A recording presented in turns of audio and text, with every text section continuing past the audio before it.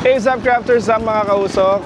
Gagawa lang tayo ng quick video and tour dito sa ating smokehouse because many of you are asking what is the setup here in our smokehouse in Malolos City, no?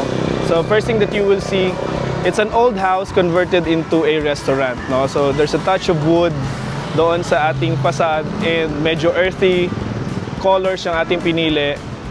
You know, parang somehow mamimik natin yung Texas style na feels or Texas style nung restaurant natin. So yan. So first thing that you will see, ano lang siya, parang bungalow house lang siya, no? Na merong wood panels or wood wall, and then merong maliit na parang boundary terrace, no? Para naman hindi diretso yung sasakyan doon sa smokehouse.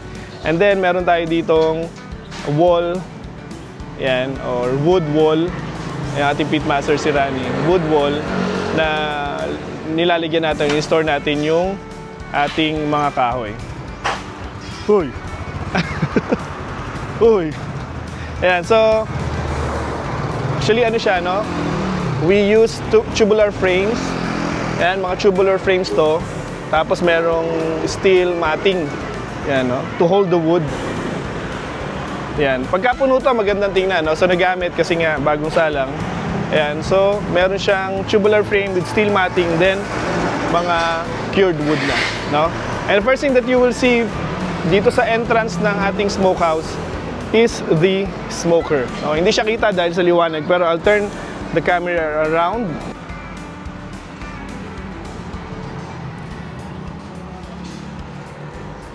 So pagka pumasok ka dito sa entrance niya, kasi doon yung entrance, kakaliwa ka, pero we open this area para makita yung pit area ni Rub and Smoke, ng ating smokehouse, no? We have a jumbo 2-door smoker here. Ayan, insulated firebox. Ayan. 2-door siya. As you can see, meron pang bagong hango lang. Ayan. Or resting. And then meron tayong pizza oven. And then dito yung ating service counter. Ito yung prep area nila.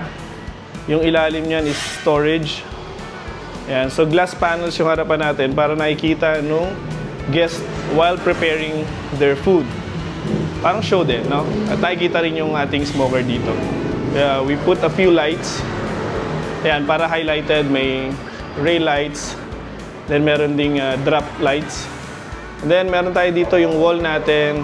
As you can see, it is made of concrete. Ayan. Nilagyan siya ng groove. So, nilagyan lang siya ng groove para magmukha siyang brick wall, no? And then we painted terracotta paint or color, no? Ayan. So, doors are red. So, parang ginagawa nating theme is wood, red, old house converted into a restaurant. Yan. Solid wood na bench. May salamin din dito para nakikita yung preparation. Ayan. So ito, waiting area. Alright. This is the main door. Then meron tayo dito na parang display chiller. May cheesecake doon. Ayan. And then, pagpasok nyo sa loob ng restaurant, merong mga canvas paint. Pero picture lang siya. So, nandito nakalagay sa wall. Ayan. Ayan, backyard pa lang. So, garahe. Ayan, si Dave, si Roy, si Rani. So, this one is in the workshop. Ito sa basement. Tapos, itong picture ni Rani dito, it was taken at the 4x4 Expo, yung first 4x4 Expo na ginawa nila Sir Justin. And then this is the first store that's in Tipanan Food Park. Sarado na sila ngayon. Pero that's where we started yung first physical store. Yan. So this picture naman, when we were doing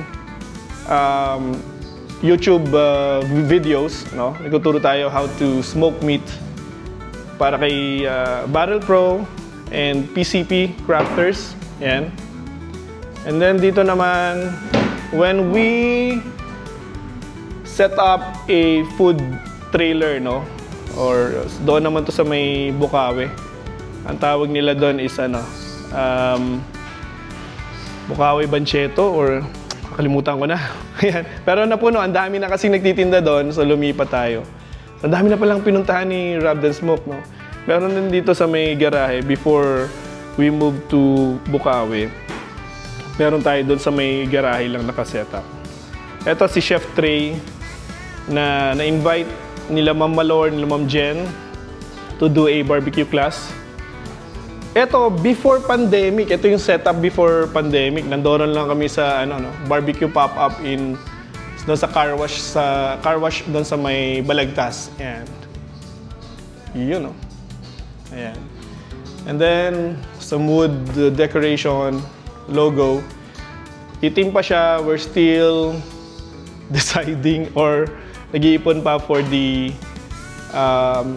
murals and kung ano talaga ilalagay natin dito. Ayan. Actually, I was thinking of featuring local artists, no?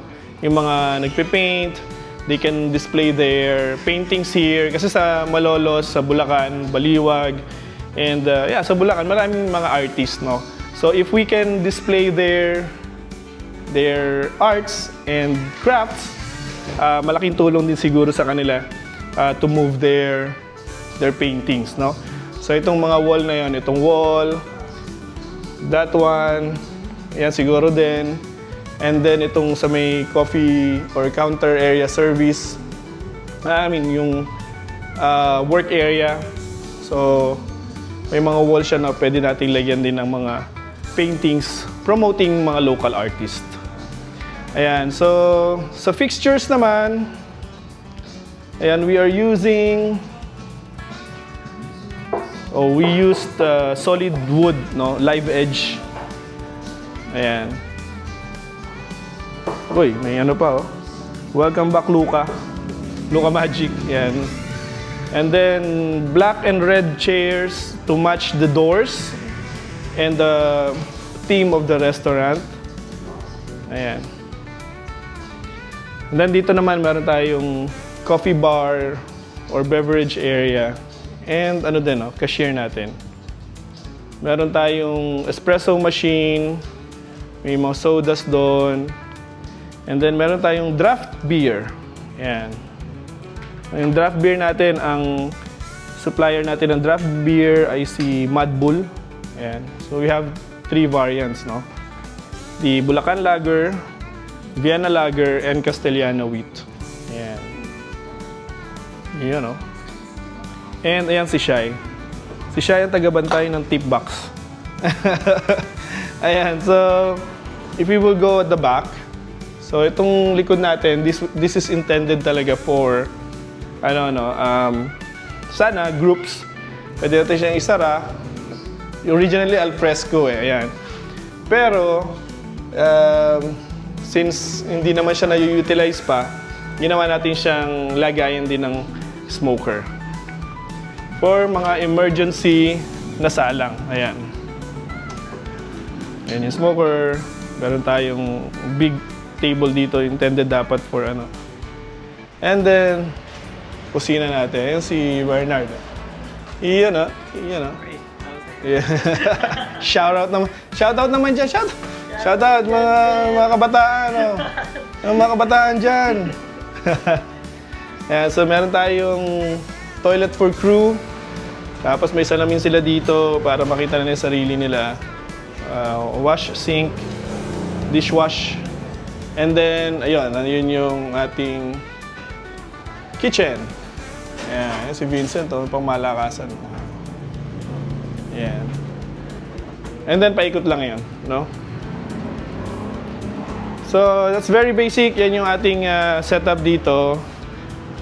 For sure, you will come up with better setup ng restaurant if you set up your own. Kasi we're limited with the structure. Nakatayo na to and renovate lang natin. Transform it into a restaurant, no? convert it in a restaurant. Ayan. Tapos meron din tayo ditong ito yung restroom natin. Ayan. So, ayan, makikita ninyo. Meron lang siyang enclosure para hindi naman open na open kita dun sa ano. May huge mirror. Yan o. Ayan. And ito na yung ating restroom. Mahalaga ang na maayos yung place. Mahalaga na malinis yung restroom, magagamit, yung dining area mismo. No? Madalas na sinasabi natin sa kanila, if malinis yung dining area, malinis ang restroom, guests will gain confidence na malinis yung restaurant. No? Of course, ganun din dapat sa loob. Pag-prepare ng food, no? Proper hygiene, food handling. And so, lahat dapat up to standard. No?